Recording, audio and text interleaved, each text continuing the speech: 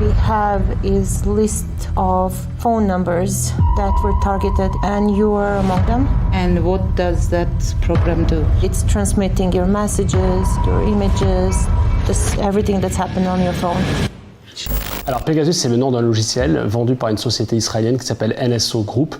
Et ce logiciel est vendu à des États, à des gouvernements qui s'en servent en fait pour espionner des personnes. Officiellement, Pegasus, c'est un logiciel qui est censé traquer les criminels, les terroristes, mais c'est tout. Mais pas les journalistes, pas les militants des droits de l'homme, pas les avocats, les chefs d'État.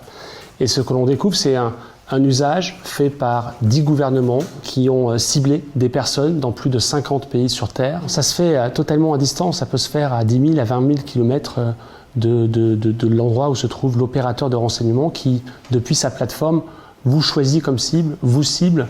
Votre téléphone se trouve infecté, vous ne le voyez pas, il est dans votre poche et il sait tout de vous. C'est comme ça que ensuite des vidéos, des photos de vous peuvent être transmises à vos pires ennemis. C'est comme ça qu'on peut connaître quelle source est venue vers vous pour vous livrer en secret. C'est pour ça qu'ensuite on peut aller traquer la source. Et donc c'est les États qui, comme le Maroc, cible Edoui Plenel, comme l'Azerbaïdjan hack le téléphone portable de Khadija Ismailova. Comme on trouve également le numéro de téléphone dans cette liste d'un journaliste qui s'appelait Cecilio Pineda, qui 2 mois après l'apparition de son numéro de téléphone dans cette liste a été assassiné. Ceux qui sont surveillés sont ceux qui dérangent les pouvoirs, sont ceux qui parfois ont fui ces territoires-là pour aller très loin.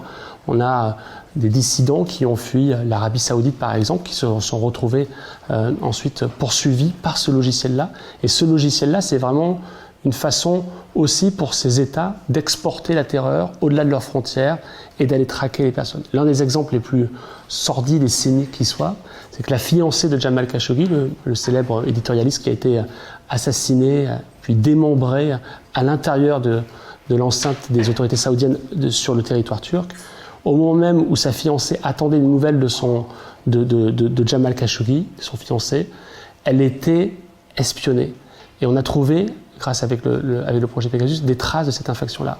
Donc ça vous dit un peu quel type de cible est ciblé par ce logiciel-là, par ces gouvernements-là, et le sordide de l'affaire.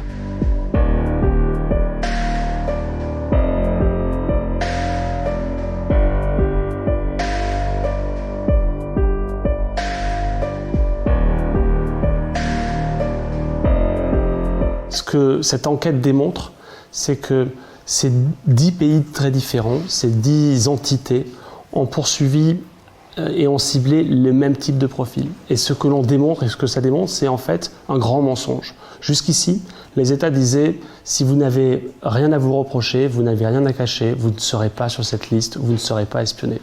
Or, on voit qu'il suffit d'être journaliste et d'avoir publié une histoire qui dérange le pouvoir marocain. Il suffit d'être un militant des droits de l'homme au Mexique qui s'est intéressé à la corruption de tel gouverneur. Il suffit d'être Khadija Ismailova et d'être l'une des rares voix en Azerbaïdjan qui dénonce une oligarchie ultra répressive pour se retrouver ensuite ciblé, surveillé, hacké. Et ce qui est encore plus grave, c'est que les citoyens ne peuvent pas se défendre.